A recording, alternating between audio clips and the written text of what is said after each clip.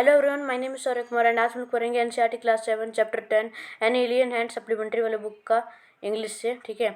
और पार्ट 1 में मैंने आपको ये पार्ट 2 तक पढ़ाया था, मतलब बुक के पार्ट 2 तक पढ़ाया था। आप देख सकते हैं, मैंने बुक के पार्ट 1 ही तक पढ़ाया, बुक के पार्ट 1 तक पढ़ाया और अब मैं बुक के पार्ट 2 से शुरू करूँगा वीडियो का पार्ट 2। ठीक है।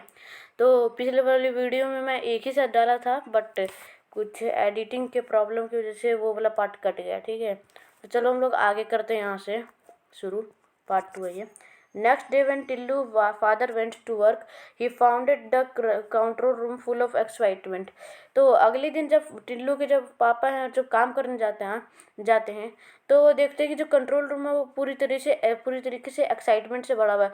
मतलब एक्साइटमेंट मतलब मज़े से नहीं, यहाँ पे एक्साइटमेंट का मतलब थोड़ा अलग टाइप का है कि थोड़ा वैसा सीरियस मैटर चल रहा है। People were crowded round the big TV screen. लोग जो है वो बड़े से राउंड टीवी स्क्रीन पे भीड़ लगा के रखे थे। It showed a dot in an otherwise clear background. उसमें एक डॉट दिख रहा था, बाकी पूरा क्लियर बैकग्राउंड था, उसी के बीच में एक डॉट दिख रहा था। It isn't a star for its changing its position. वो एक तारा नहीं था क्योंकि वो अपना पोजीशन बार बार बदल रहा था। Our computer has given a trajectory for this thing. हमारे कंप्यूटर ने इस चीज़ के लिए एक ट्रेजेक्टरी दी है। It's heading towards us. और ये हमारी तरफ बढ़ रहा है। The supervisor of the last shift explained. जो हमारा लास्ट शिफ्ट का सुपरवाइजर था वो ये सब चीज़ बताता है टिल्लू के पापा को। Spacecraft, Tillu father asked. Tillu के पापा ने पूछा, एक spacecraft? By now he was joined by his teammates on the new shift. और अब उसके आगे से जो है उसके जो टिल्लू के पापा हैं वो नई शिफ्ट के टीममेट्स के साथ जुड़ जाते हैं। So we think but it need watching. ये चीज़ हमें सोचना चाहिए, लेकिन अभी तो हम लोग बस देख ही सकते हैं।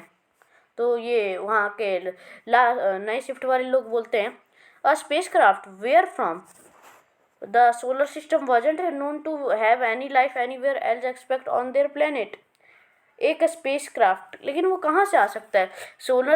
हमें जितना पता है कि सोलर सिस्टम में तो और कोई लाइफ है ही नहीं हमारे प्लेनेट को छोड़कर।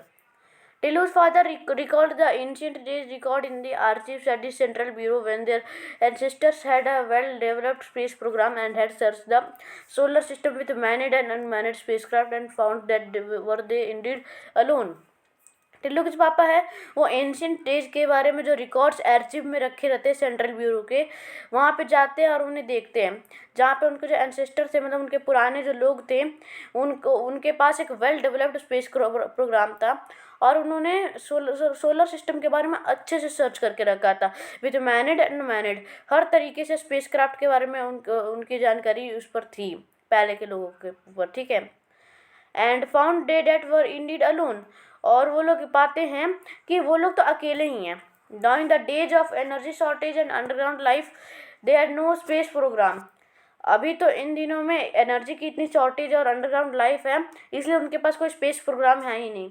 दे could only watch importantly from their vantage point were the strangers. अभी के लिए बस वो उन चीज़ों को एक पॉइंट से देख ही सकते कि वो कौन स्ट्रेंजर्स है। The conference room in the Central Bureau was so quiet that was an outsider would have thought it was empty। जो कॉन्फ्रेंस रूम है सेंट्रल ब्यूरो का वो इतना शांत है कि बाहर के किसी लोग को लगेगा कि वो तो खाली ही है। ठीक है। Conference room far from it was full to capacity but the members knew that president was going to make a momentous announcement. पूरी तरीके से भरा हुआ था, लेकिन जो सेंट्रल कमेटी के लोग थे वो चुपचाप थे। They knew that the president was going to make a momentous announcement. तो वे जानते थे कि वो प्रेसिडेंट जो है एक मोमेंटस अनाउंसमेंट करने वाले हैं। Colleagues, I will give you the report as I have it while I speak there may be a change in the situation. The president paused to get his papers in order and then continued. अब वहाँ पे जो है president बोलते हैं, colleagues मैं भी आपको रिपोर्ट देने जा रहा हूँ जो कि मेरे पास है। अभी तक मैंने जितना चीज़ बोला उसमें सिचुएशन बदली होगी, तो मतलब जितना देर यहाँ पे अभी हम लोग बैठे थे खड़े थे तो इसमें सिचुएशन बदली होगी। और फिर यहाँ पे प्रेसिडेंट रुकते हैं और वो अपने पेपर्स को लेते हैं, ऑर्डर में रख लेते हैं अपने पास और फिर कंटिन्यू करते हैं। Two spacecraft are approaching us. One is in fact orbiting our planet while the other is still far away. We guess that they are coming from our neighboring planet. How should we react? Number 1, your views please। तो यहाँ पे फिर वो बोलते हैं कि दो spacecraft हमारे ऊपर आ रहे हैं, एक हमारे प्लेनेट को ऑर्बिट कर रहा है, मतलब हमारे प्लेनेट के चारों तरफ घूम रहा है, और मतलब ऑर्बिट कर रहा है, घूमेगा क्या ही जल्दी, इतना जल्दी थोड़ी ना कोई मतलब सोलर सिस्टम बोल रहा हूँ, कोई स्पेस क्राफ्ट घूम जाएगा। और अदर जो दूसरा है वो अभी भी थोड़ा दूर है। हम लोग को ऐसा लग रहा है कि वो हमारे नेबरिंग प्लेनेट से ही आए हैं। तो हमें कैसे रिएक्ट करना चाहिए? नंबर 1 आप अपनी राय बताइए। Number 1 was in charge of defence. Number 1 जो है वो डिफेंस का इंचार्ज था। He was known for his courage and wisdom. वो जो भी जानता था वो अपनी साहस और अपने ज्ञान के रूप में जानता था। Sir, if we wish we can totally destroy these spacecraft with our missiles. Sir, अगर हम लोग चाहें तो इन स्पेसक्राफ्ट को आराम से डिस्ट्रॉय कर सकते हैं अपने मिसाइल से, but that won't make us any wiser. लेकिन वो चीज़ कोई मतलब अच्छी बात नहीं है। We do not have the capacity to render these craft unoperational in space. हम लोग के पास कैपेसिटी नहीं है कि हम लोग इन क्राफ्ट अनऑपरेशनल जो स्पेस में है वो हम लोग कर सके। But should they land we can render them ineffective any time we choose. लेकिन जब वो अगर लैंड कर जाएंगे तो हम लोग उन पर आराम से मतलब रेंडर कर सकते हैं, कभी भी हम लोग उस पर जो करना चाहें वो कर सकते हैं। R report say that they do not contain living wings, they only have instruments. तो हमारी जो रिपोर्ट्स है वो कहती है कि उसमें कोई लिविंग विंग्स नहीं है, उसमें बस इंस्ट्रूमेंट्स है। तो हम यहाँ पे जो है प्रेसिडेंट बोलते हैं नंबर 2 योर ओपिनियन प्लीज। तो वो था एक कमेटी, उस कमेटी में साइंटिस्ट था, तो उससे पूछते कि नंबर 2 आप अपनी राय बताइए। I recommend non interface and passive observation. मैं तो रिकमेंड करता हूँ कि कोई हम लोग इंटरफेरेंस नहीं रखते उससे और अपना बस पैसिव ऑब्जर्वेशन करते हैं। Since we do not know the power of senders of these spacecraft. Since हम लोग अभी जानते नहीं है कि उसमें वो जो भेजा गया है स्पेस क्राफ्ट उसमें कितनी पावर है क्या नहीं है। We are still in dark about their intentions. हम लोग अभी भी एक अंधेरे में उनके इंटेंशंस में। It is wise to not to reveal our extensions. ये अच्छा होगा कि हम लोग अपनी एक्सटेंशंस को मतलब अपनी जो जीवन है उसके बारे में उनको ना बताएं। If we destroy these spacecrafts और render them ineffective we might reveal our extension. अगर हम लोग उन पे मतलब इन्हें डिस्ट्रॉय कर देते हैं या फिर रेंडर करते हैं इनएफेक्टिव तरीके से, तो हम जो है वो अपना एक्सिस्टेंस दिखा सकते, रिवील कर देंगे। The president looked at number 3 a social scientist. तो यहाँ पे जो प्रेसिडेंट है वो नंबर 3 को देखते हैं जो कि एक सोशल साइंटिस्ट है। He really agreed with number 2 but this was one of those rare occasions we need. वो नंबर 2 से तो एग्री हैं, लेकिन वो बट ये उनमें से था जो कि मतलब रेयर ओकेशंस जो होते हैं ना उस तरीके से, ठीक है। I agree with number 2 sir, in fact I will go so far as to say that we should keep our surface activities to the minimum, thus creating the impression that there is no life on this planet. Fortunately our surface condition do give that impression. मैं number 2 से agree हूँ, सहमत हूँ। In fact मैं कहना चाह रहा हूँ कि हम लोग जो अपनी सरफेस की एक्टिविटीज़ हैं उन्हें एकदम कम से कम रखें और एकदम ऐसा इंप्रेशन दिखाएं जिससे कि इस प्लेनेट में कोई लाइफ ही नहीं है। फॉर्चुनेटली सौभाग्य से हमारे पास ये सरफेस कंडीशन जो है वो ऐसा इंप्रेशन दे सकती है। Before the president could speak his personal telephone wrong.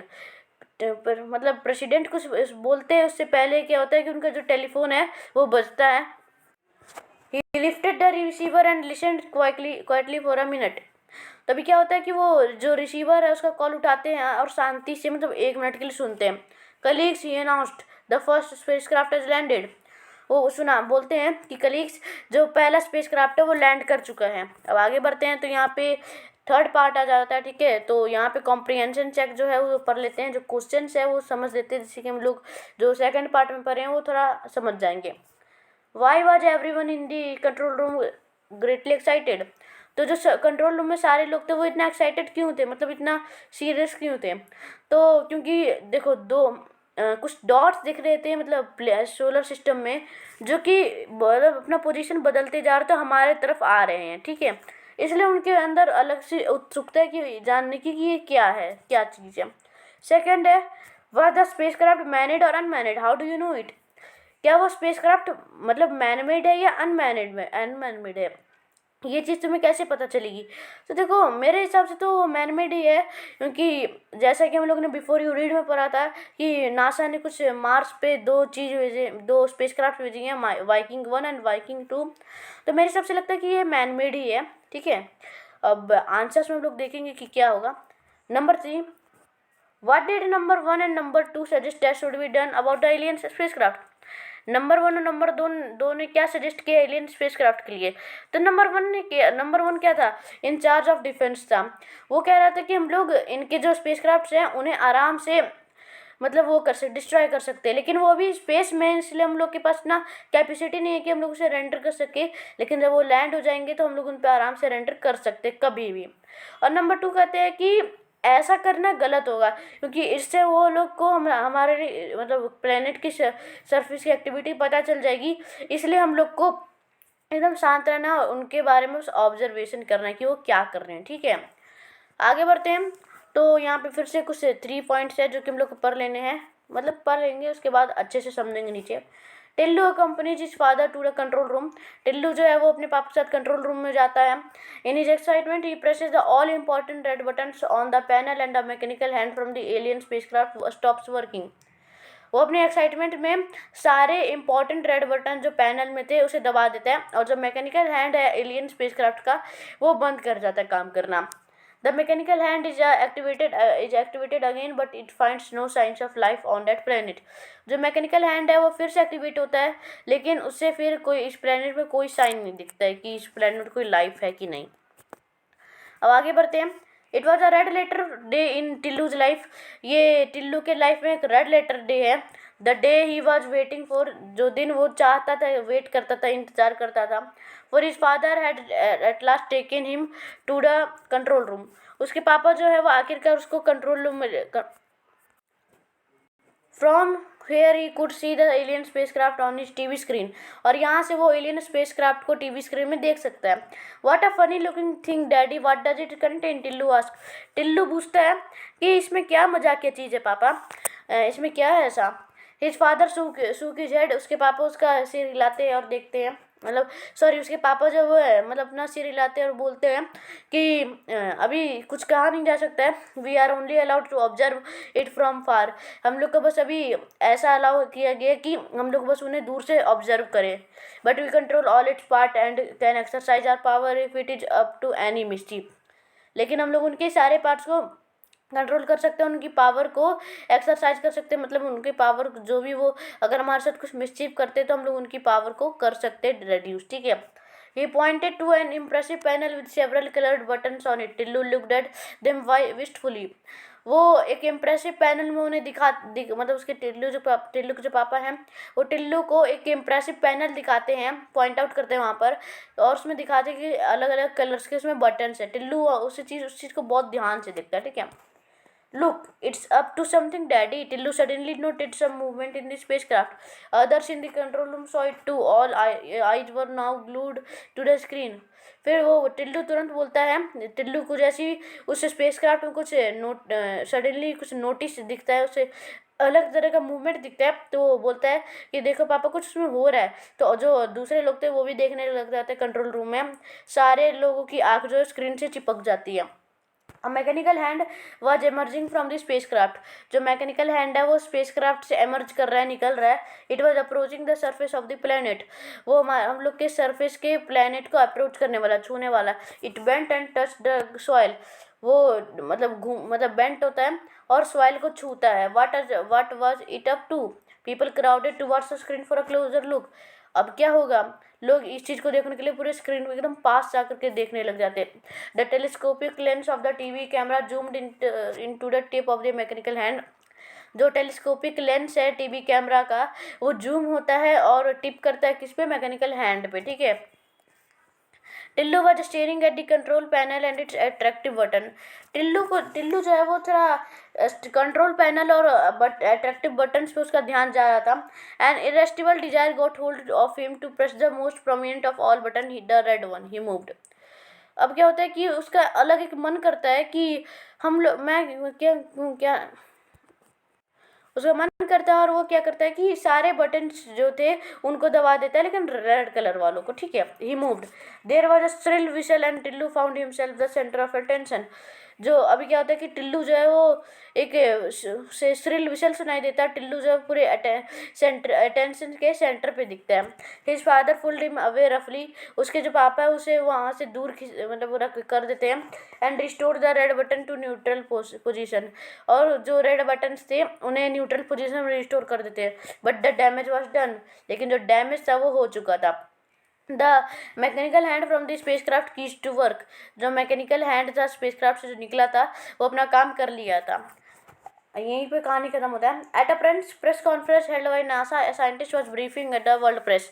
तो एक नासा ने एक प्रेस कॉन्फ्रेंस हेल्ड किया था सॉरी। उसमें एक साइंटिस्ट जो थे वो पूरे वर्ल्ड प्रेस में बता रहे थे, everything has been going on smoothly with the Viking mission, there is a small hitch. सब कुछ ठीक चला था, स्मूथली चला था वाइकिंग मिशन के साथ, लेकिन उसमें एक हिच होता है।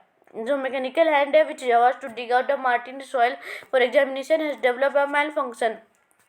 क्या होता है, जो मैकेनिकल हैंड है वो मार्टिन सॉइल को मतलब निकालता है, खोदता है फॉर एग्जामिनेशन, जो कि उसमें डेवलप, और उसी में एक मैल फंक्शन डेवलप कर जाता है। We don't know the cause but our technicians are confident they will sort it out. हम लोग उसका कारण नहीं जानते हैं, लेकिन जो हमारे टेक्नीशियंस हैं वो कॉन्फिडेंट है और वो मतलब कर सकते हैं उसे ठीक है। They will sort it out.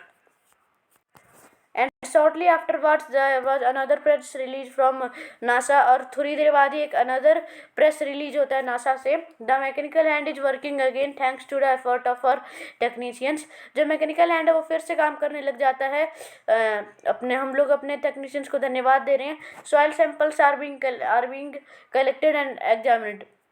जो सॉइल सैंपल से वो कलेक्ट हो चुके हैं और फिर एग्जामिन हो रहे हैं, उसमें चेक हो रहा है कि उसमें जीवन है कि नहीं। Soon we will know the answer to the question whether there is a life on Mars. और फिर थोड़ी देर बाद हम लोग जान सकेंगे कि मतलब मार्स पे कोई लाइफ है कि नहीं, उस सवाल का जवाब हम लोग पता कर सकते हैं। एक अलग यहाँ पे दिया हुआ है, ठीक है, paragraph. Life on Mars, Mars पे जिंदगी। Of all the planets in our solar system के सारे प्लैनेट्स को छोड़ के मार्स पे हम लोग जिंदगी को क्यों सोच रहे हैं। Mars is nearest in location and physical condition to our earth.